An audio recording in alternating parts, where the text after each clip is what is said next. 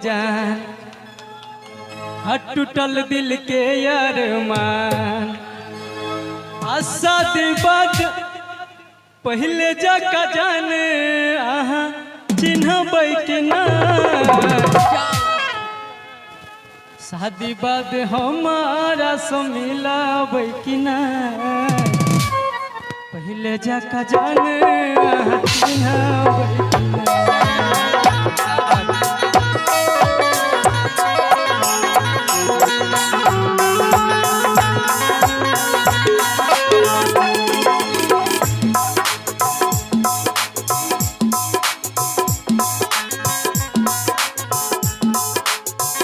गाना सबने सुनने छे गाना शादी बाद हमारा से मिलाबै कि ना पहले जाका जान चिन्हबै कि ना। एहि गाना के अपन कलम से सजेने छे हमर राइटर जी सूरज साजन जी। बहुत नीक नीक गीत सब लिख दे छे। अभी जते गाना सुनलिए अपने सब गाना इनका कलम से लिखाई छे और बहुत नीक नीक गीत छे। अहाँ सब दुआ करियो माता रानी से कि भाई एनाहिए लिखत रहे और अहाँ सब के लेल नीक से नीक गीत संगीत लिखे एंटरटेनमेंट करा। एक बेर जोरदार ताली से स्वागत कर दियो सूरज साजन जी के। जय हो। हक करा कहबै अपन जान टूटल दिल के अरमान। जय हो।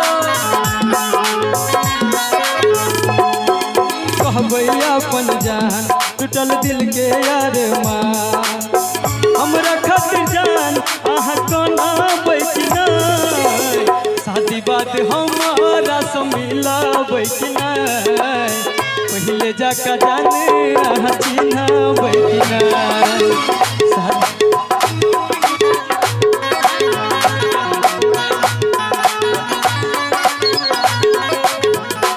फौजी शिवाजी के तरफ से 21 रुपया के इनाम डाल गए। फौजी शिवाजी के तरफ से फर्जी शिवाजी के तरफ से सॉरी गलती भ गए हुनकर बेटा डुप्लीकेट।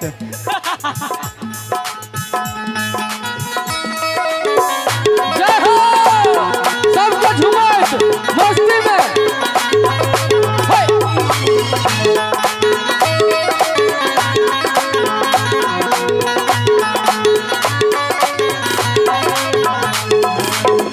एक के संग पढ़े छली एक कॉलेज में दिल यहाँ भेजे छली लव वाला पेज में।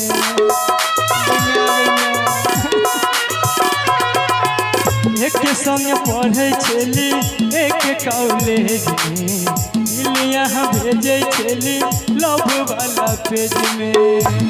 अलग रहली न एको दिन जियब को ना हबे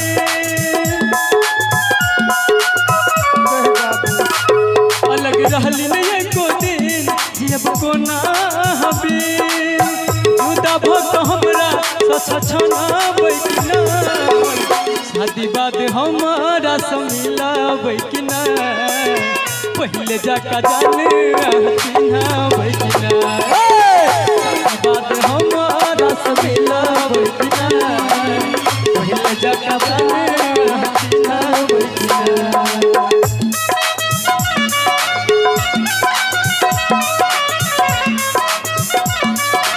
सबकी झूमत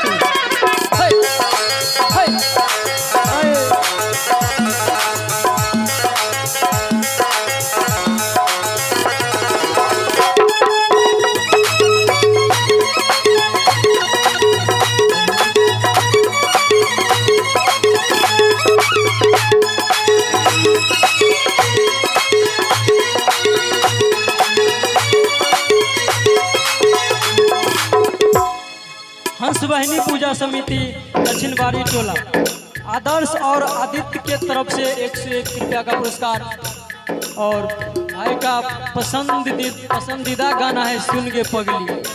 है ना जरूर सुनाएंगे।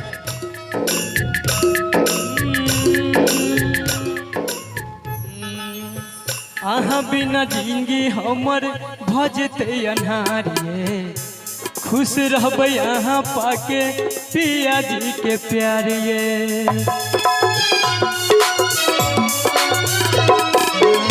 आहा बिना जिंदगी हमर भ जेतै अन्हारिए खुश रहबै अहाँ पाके पिया जी के प्यारिए लिख सूरज साजन संदीप सुमन के गान लिख सूरज साजन संदीप सुमन के गान हम टूटल दिल के दर्द जनाबै कि नहीं शादी बात हमारा मिलाबै कि नहीं पहले जाकर जाने चिन्ह शादी बात हमारा मिलाबै कि नहीं पहले जाकर जाने चिन्ह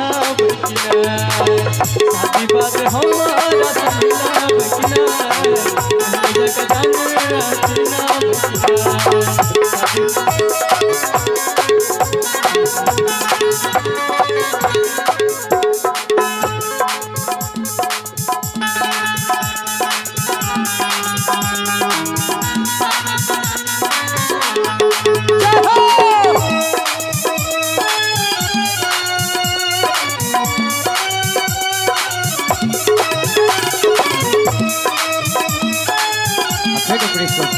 अविनाश साउंड के माध्यम से जिनके प्रोप्राइटर अपने से नवीन जी